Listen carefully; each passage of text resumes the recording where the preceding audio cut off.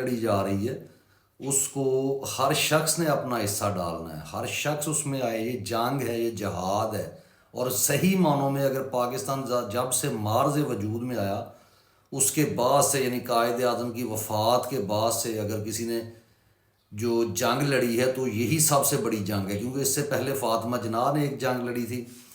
ایک جنگ جو ہے وہ شیخ مجیب الرحمان نے لڑی جس میں اپنوں نے غداری کی ان کے ساتھ. تو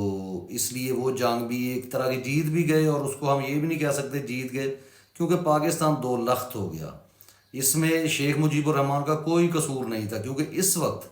جتنا یہ ذہنی اذیت پہنچا رہے ہیں ان لوگوں کو جو انصاف کے ساتھ کھڑا ہونا چاہتے ہیں،